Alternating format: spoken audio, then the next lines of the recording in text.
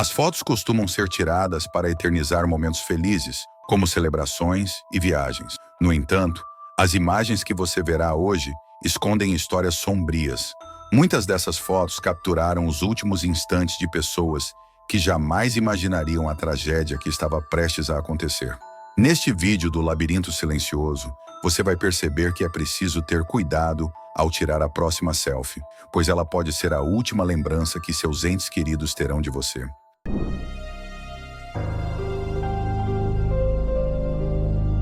Paula Ruiz, uma mãe de 4 filhos que vivia em Chiapas, México, saiu do trabalho por volta das 23 horas, após encerrar seu turno no Hotel Arrecife de Corral.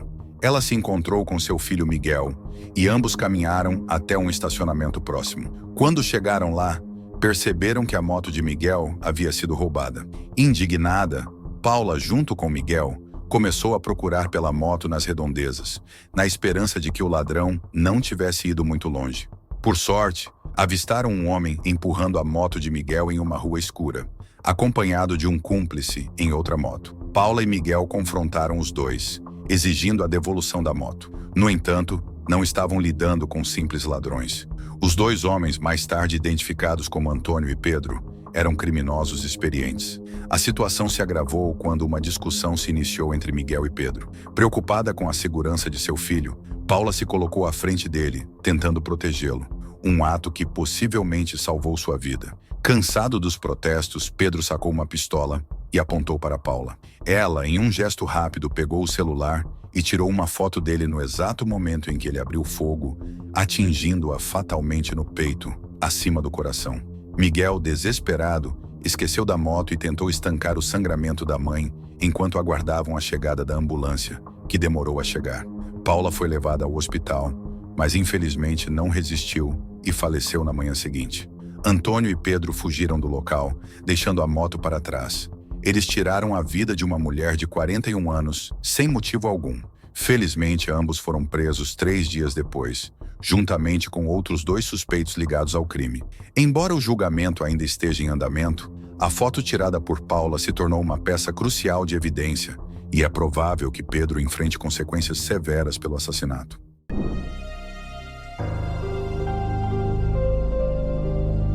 Essa foi a última foto tirada de Nicholas Mavoli, um mergulhador livre de Brooklyn que faleceu enquanto tentava estabelecer um recorde americano no Blue Hole, em 15 de novembro de 2013. Nicholas estava nas águas do Dean's Blue Hole, uma caverna submarina de calcário com 200 metros de profundidade, nas Bahamas, tentando atingir a marca de 96 metros com apenas uma respiração, sem a ajuda de equipamento de propulsão ou oxigênio extra. Aos 68 metros de profundidade, ele parou e começou a nadar de volta à superfície, mas logo mudou de ideia e continuou descendo. No início, todos pensaram que Nicholas tinha apenas passado por um momento de pânico e estava se recompondo, mas logo ficou claro que algo estava muito errado. Ele alcançou 80 metros de profundidade antes de começar a nadar rapidamente para cima. Quando ele emergiu, um fotógrafo capturou esta imagem,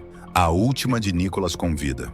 Seu rosto mostrava que ele entendia a gravidade da situação e, possivelmente, já sabia que sua morte estava próxima. Após 3 minutos e 38 segundos, submerso, sem oxigênio, Nicholas começou a sofrer de edema pulmonar, também conhecido como zona úmida, que significa que seus pulmões estavam se enchendo de líquido e ele literalmente estava se afogando por dentro. Mesmo com dificuldade para respirar, ele fez o sinal de OK com os dedos, um gesto necessário para que a tentativa de mergulho fosse oficialmente reconhecida. Contudo, a julgar pelo seu comportamento, estava claro que ele não estava bem. Nicholas tinha dificuldade em se comunicar com os mergulhadores de segurança ao seu redor, seus olhos estavam arregalados de medo e logo começou a expelir sangue pela boca. Pouco depois dessa foto ser tirada, Nicholas perdeu a consciência e, apesar dos esforços médicos, ele faleceu ali mesmo, tornando-se o primeiro atleta a morrer em uma competição internacional de mergulho livre.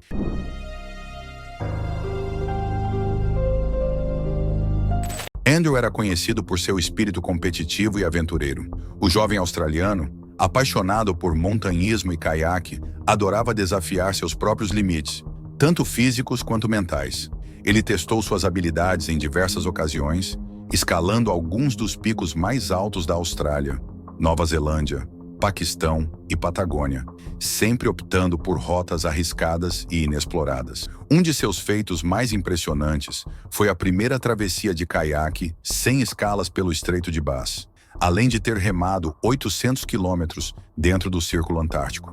Devido a essas proezas, Andrew foi nomeado Aventureiro do Ano pela Sociedade Geográfica Australiana em 2005. Naquela altura, ele já havia completado praticamente todas as rotas de caiaque mais difíceis da Oceania, exceto uma, a travessia do Mar da Tasmânia. Em 2006, ele decidiu encarar esse novo desafio, planejando fazer a travessia em um caiaque padrão para uma pessoa, sozinho e sem assistência.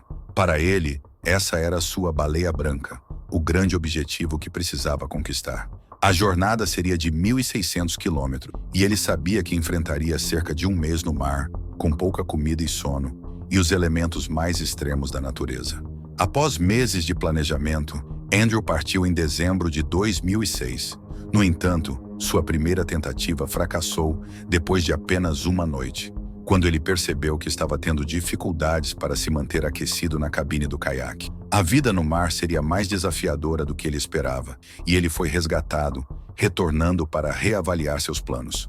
No dia 11 de janeiro de 2007, Andrew partiu para sua segunda tentativa, agora mais preparado para enfrentar as condições severas. Diferente de outros aventureiros que haviam tentado a travessia, todos usando caiaques personalizados, projetados para suportar tempestades e climas congelantes, Andrew escolheu um caiaque simples, equipado apenas com uma cúpula de fibra de vidro, que ele mesmo construiu e batizou de Casper.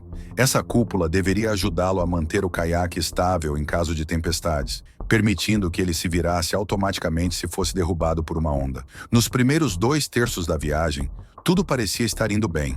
Andrew mantinha contato regular com sua esposa e filho, dizendo que as condições estavam favoráveis e que ele tinha suprimentos suficientes. No entanto, conforme ele se aproximava da Nova Zelândia, as condições começaram a piorar, com ondas de até 9 metros batendo constantemente em seu caiaque. Em 9 de fevereiro, Andrew enviou um pedido de socorro no qual disse: "Vocês estão ouvindo? Este é o caiaque.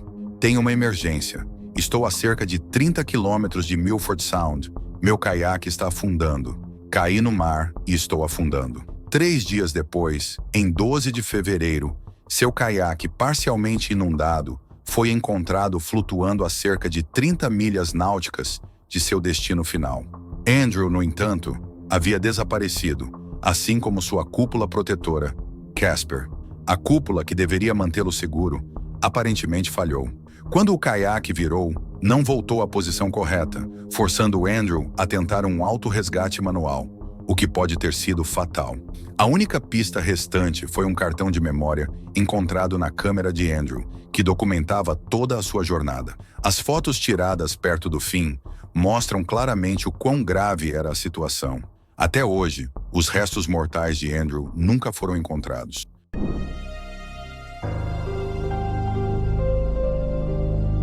Na noite de 3 de junho de 1991, em Albuquerque, Novo México, entre 21 e 30 e 23 horas, um caminhoneiro local chamado Eduardo Colin fez check-in em um motel chamado Super 8. Apesar de estar sozinho, ele pediu ao funcionário um quarto para 2 pessoas por uma noite e recebeu as chaves do quarto 233. Eduardo pagou em dinheiro e foi informado de que deveria deixar o quarto até às 11 horas do dia seguinte.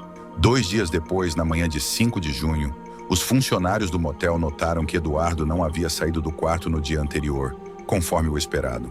Um segurança foi enviado para verificar o quarto. A porta do quarto estava trancada por dentro e uma placa de "Não perturbe" estava pendurada na maçaneta. O guarda bateu, mas não obteve resposta. Sem uma chave reserva disponível, ele usou uma chave de fenda para abrir a porta. Ao entrar, nada parecia fora do lugar, exceto algumas garrafas em cima da mesa. Mas quando o segurança entrou no banheiro, ele encontrou algo macabro. O corpo sem vida de uma mulher não identificada, pendurado no chuveiro, amarrado por uma correia de mala. Embora seu rosto já estivesse em estado de decomposição, Os patologistas acreditaram que ela havia morrido no mesmo dia em que Eduardo se hospedou no motel, em 3 de junho. Um exame toxicológico revelou a presença de heroína no corpo da mulher. Ela era descrita como caucasiana ou possivelmente hispânica, com idade entre 25 e 35 anos, aproximadamente 1,70 m de altura, pesando cerca de 64 quilos, com cabelos cacheados. Sem nenhuma identificação, as autoridades a apelidaram de Albuquerque Jane Doe. Investigadores vasculharam o quarto e encontraram uma foto na mesa, que parecia ser da própria mulher falecida, sentada ao lado de um homem desconhecido. Acredita-se que a foto tenha sido tirada em uma cabine de fotos, possivelmente horas antes da morte da mulher. O funcionário do motel, que estava de serviço, confirmou que o homem na foto era Eduardo, embora a mulher não tenha sido vista entrando no motel com ele. Eduardo havia feito check-in usando informações legítimas, mas forneceu uma placa de carro falsa. Após anos de investigações, a família de Eduardo foi localizada, mas quando a polícia entrou em contato com eles, descobriram que Eduardo já havia falecido por causas naturais. Estranhamente, ao ver a foto, os familiares de Eduardo afirmaram que o homem na imagem não era ele e que não tinham ideia de quem era a mulher. Além disso, eles desconheciam qualquer ligação de Eduardo com uma morte em um quarto de motel anos antes. Com essa pista principal agora desfeita, os investigadores reexaminaram as outras evidências encontradas no quarto. Entre os itens, havia uma bolsa de camurça feminina contendo uma carteira com $500 em dinheiro, uma mala cheia de roupas femininas, uma pulseira e o mais intrigante, uma balança digital com o nome Jorge Martinez escrito nela. Acredita-se que essa balança era usada para pesar substâncias ilícitas e que Jorge Martinez poderia ser o homem da foto. Se a foto realmente foi tirada pouco antes da morte da mulher, esse Jorge Martinez poderia ter estado com ela quando ela morreu. Na tentativa de descobrir a verdadeira identidade da mulher, as autoridades divulgaram uma versão digitalmente alterada da foto da cabine, dando a ela uma expressão mais neutra, o que a tornou ainda mais perturbadora para alguns. Em março de 2021, os investigadores receberam uma dica de que o nome verdadeiro da mulher poderia ser Becca e que ela seria do condado de Los Angeles. Acredita-se que Becca tenha voado da Califórnia para o Novo México pouco antes de sua morte. No momento, a polícia não suspeita de crime e acredita que Becca pode ter tirado a própria vida. Agora, as autoridades querem apenas identificar corretamente a mulher e descobrir quem era o homem que estava com ela na última fotografia. Até hoje, ele não foi localizado e a verdadeira identidade de Becca continua desconhecida. Muitos ainda acreditam que, dadas as circunstâncias, Becca pode ter sido assassinada. Com tantos casos antigos sendo resolvidos recentemente, é possível que em breve finalmente descobriremos quem Becca realmente era. É estranho pensar que por mais de 30 anos, ninguém apareceu para reconhecê-la, mesmo com sua foto amplamente divulgada. E chegamos ao fim de mais um vídeo. Diz pra gente, qual desses casos te impactou mais? Deixe seu comentário abaixo, queremos saber sua opinião. E se você gostou, não se esqueça de curtir, se inscrever no canal e ativar o sininho para não perder nenhum dos próximos vídeos. Até a próxima!